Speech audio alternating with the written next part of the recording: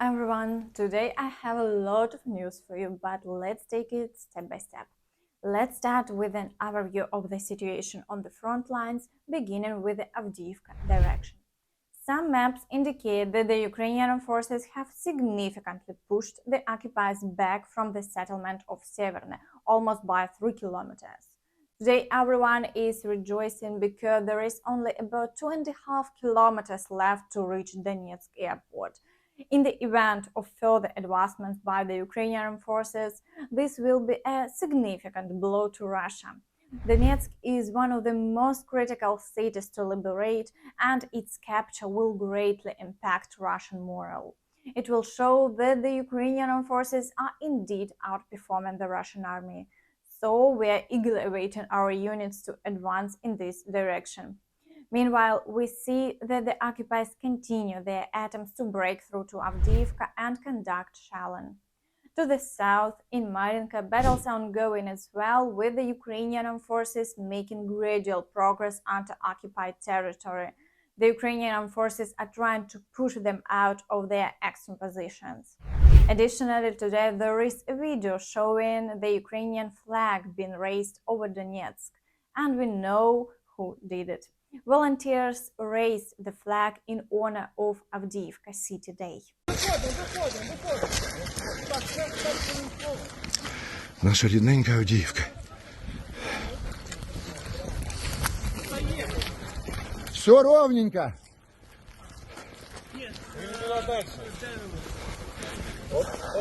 Еще.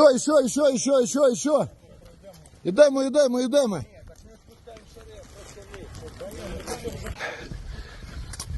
Короче, решили мы побачить, куда полетел наш прапор. Сейчас как побачимо, і ви побачите. І усі побачите. Там хлопці йдуть. Зі святом, Авдіївка. Піднявся. Мало кулю. Полопались, зараза, не вовремя, ё-моё.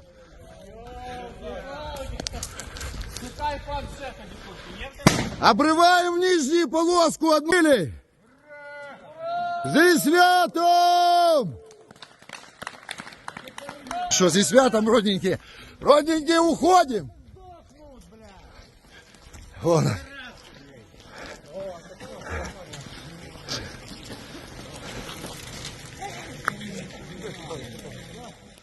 Friends, before we continue, I kindly ask you to share this video on social media and watch it till the end. It would greatly help promote my channel. Thank you for 1,000 subscribers. I truly appreciate it. And we are moving forward. In the Zaporizhia direction, where a large-scale counteroffensive is underway today, our forces continue their offensive actions in the area of Novopokrovka. However, for several days now, there have been intense battles, and the liberation of the village from the Russians remains challenging. They are deploying a significant number of forces and equipment in this direction and immediately engage in combat to maintain their defense. In the area of Verbove, there have been no reports of active attacks, and the situation remains unchanged.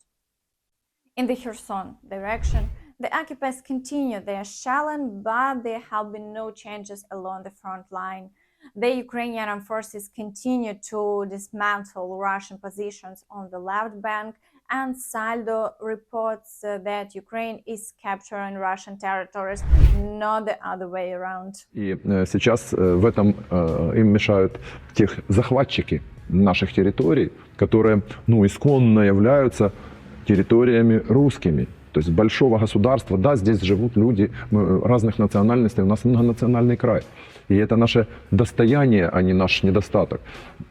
И поэтому никакого другого аргумента, чем мы хотим они не говорят, что мы хотим захватить, а фактически они уже захватили. Вот. Они делают все для того, чтобы вот этот военный конфликт продолжался, а, естественно, рассчитывают они на то, что даже пусть он там мягко идет, но продолжался, рассчитано на то, чтобы состояние неопределенности было. Well, Side, of course, is actively claiming today that there is a high voter turnout in the Kherson region's elections. But in reality, there is no such turnout. Videos have emerged showing how the voting is actually taking place. Олежки, улица Лесная. Вот ездят такие мобильные пункты для выборов. О, это, видимо, к нам. Ох, повыходили. Подходим к мобильному пункту голосования. Повторяю, жильцы дома 32. Говорят, выходите. Подходим к мобильному пункту голосования. Да по голове себе постучи, я не выйду.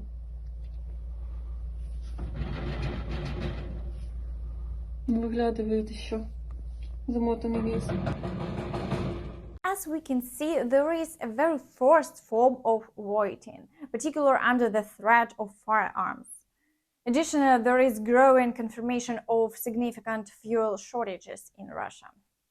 But meanwhile, in the Vuhledar direction, the occupiers are attempting attacks towards Reshetivka, managing to advance 2 kilometers across the fields. However, the Ukrainian armed forces are successfully holding their defense there, preventing them from capturing positions in the settlements. All attacks have been repelled.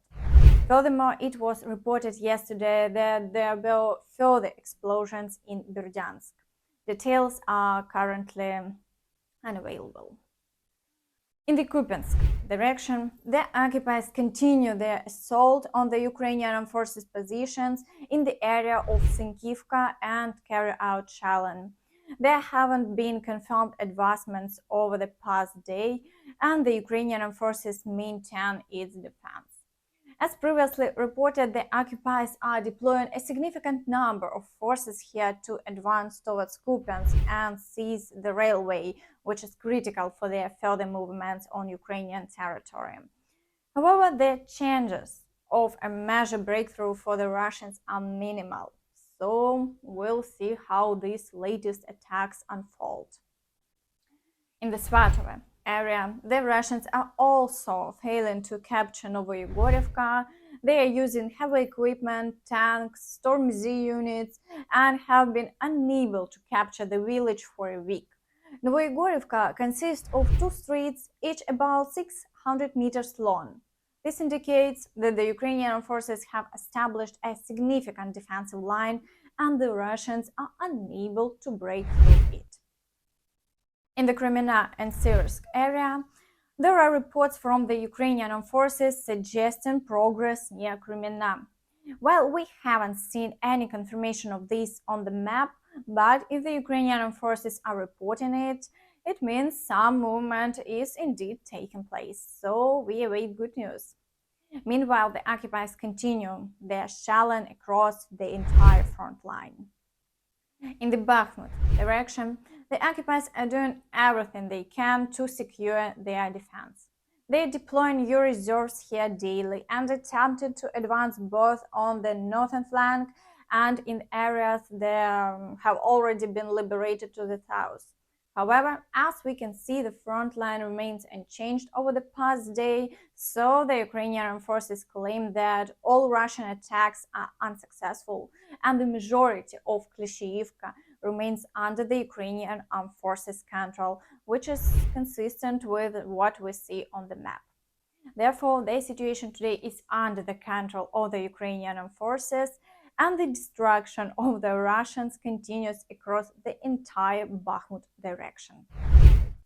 And today a video of Klishchiivka from above has surfaced.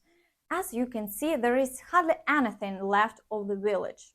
Also, please pay attention to the fields. It's evident that they all bear the marks of strikes and explosions. Such a condition is not unique to Klishchiivka, but is prevalent across the entire front line. Meanwhile, the first Leopard 1 tanks from Denmark, Germany, and the Netherlands have arrived in Ukraine.